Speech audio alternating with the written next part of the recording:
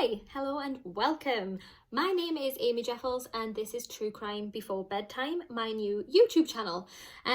So I know I've posted a couple of statuses over the past few days, just giving like little teaser bits of information. This is what I've been working on. It's going to be a true crime YouTube channel.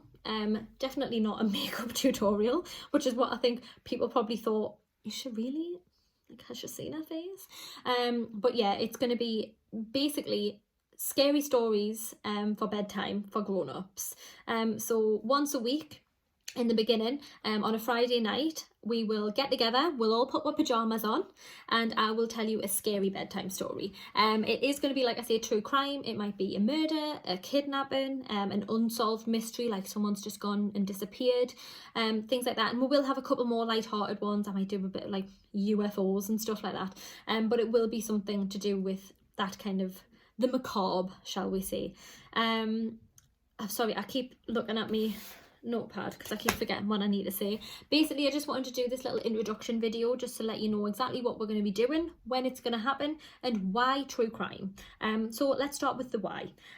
True crime is something that has fascinated me since I was 12 years old. I remember watching the Soham murders unfold on TV. If you're watching from outside of the UK, I'm not sure how widely known this case is, but it was massive in the UK.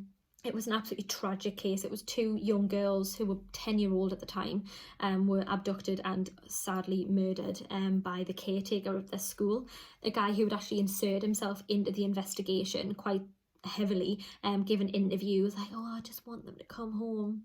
Piece of shit. Sorry, ma'am. But yeah, that really had a profound effect on me because obviously you grow up and you think, adults are going to protect me. And then you're confronted with something that is completely the opposite, and it was scary. It was awful, and that case just stayed with me. It still stays with me now, and it is just absolutely tragic.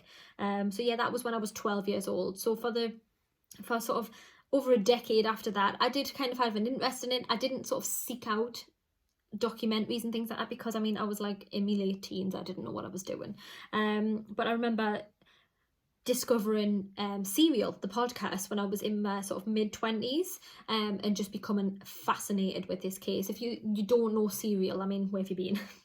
If you love true crime, you need to listen to Serial. Season 1, which is about the Hayman Lee case, which was a case in America, and the guy Adnan Syed, who was then subsequently put in prison for the murder. It's a fascinating case. I would advise you to listen to it if you do like true crime and you haven't heard of it. But then that led me to find My Favourite Murder, which is another podcast, which is basically two women who are really good friends who sit and talk about true crime, but they also do it in a very light-hearted manner. Not necessarily the cases are still taken very seriously and handled with a lot of care and dignity that they should. They obviously should be given that without question, but the sort of chatter around it is a little bit more light-hearted and it makes it easier to listen to. So I think that's the kind of approach that I want to have. Like I said, we are going to get in my gym jams. I'm going to have a Horlicks. It's going to be a mad party time. But yeah, when we come together, I do want it to be a little bit of light-hearted chat. I'll tell you the story, then I'll basically talk about that, but hopefully it'll be a bit of a laugh as well. I mean, I've always liked making people laugh and I love true crime, so smush the two things together and this is what we have. A few of my mum's friends kept telling me, oh, you should do stand-up, you should really do some stand-up, you'd be really good. And I remember thinking, my delicate little confidence could not handle standing up there and being like da, da, da, and then telling this joke and then people just being like, whereas here, if nobody thinks I'm funny, I don't know about it. So please don't tell us in the comments if you don't think I'm funny. I don't want to know. Thanks, guys. Yeah, so a lot of people think it's strange that I love true crime so much, especially because I suffer from chronic anxiety, but it is something that actually settles my anxiety quite a lot. I know that sounds insane and I know it sounds really, really weird and crazy, but it just does. It helps. And if it helps, keep doing it. So what is this channel? I love watching true crime documentaries. I don't know about you. And I love true crime podcasts before I go to bed. Because like I said, it does sort of settle me a bit. I am just looking at my notes. I am a professional, but I couldn't learn my lines in time. I'm very sorry. Yeah, so I was lying in bed and I was just thinking, what I would love to, like, for someone to tell me like a creepy bedtime story, like a murder bedtime story. And I remember, I mean, I'm lying in bed with Torn, my fiance, and I'm like, just all snuggled up, you know, like this. And I went, put my glasses on actually, because I'm thinking about making a YouTube channel for like true crime bedtime stories.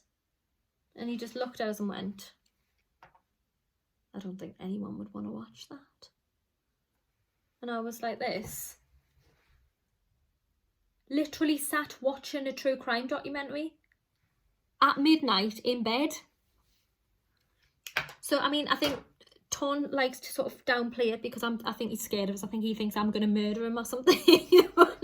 I think a lot of people whose spouses and partners are obsessed with true crime probably think the same. It's like a running joke where it's like Amy's either going to solve a murder or commit one. Let's hope it's the first one.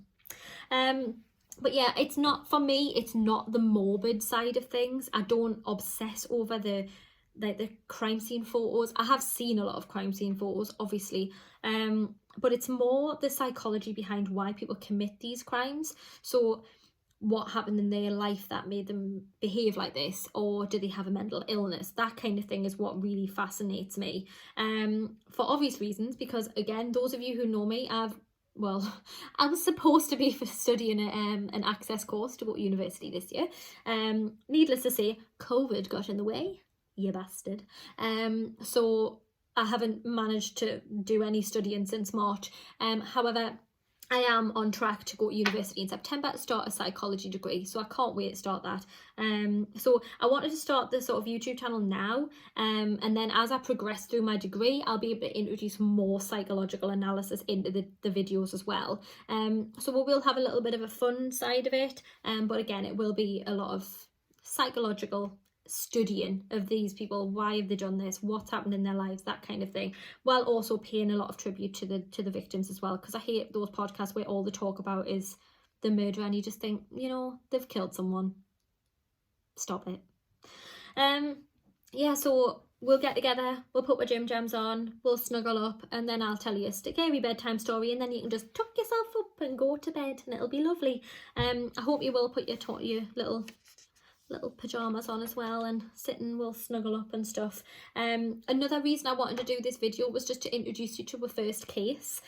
So I was considering doing the Sower murders, the Holly and Jessica case, as my first one, and I may do that at some time in the future, but I just thought for the first video it's very heavy and dark and tragic, like beyond belief. So I just thought against that and do something that's not necessarily any less tragic, but just something that's not, you know, two babies essentially. Yeah, so the first case I'm going to study is Jamie Kloss, which is a murder kidnapping. Basically there was in the small town it was Barron, it was called, in the US. Basically it was a 911 call made. No response was made on the end of the phone when the guy on the phone was like, hello, is there anyone there? There was no response. Thankfully that person then sent a cop car to the house, and they found 2 dead bodies, unfortunately, and 1 person was missing. That's as much as I'll go into in a minute, so I won't tell you any more about that.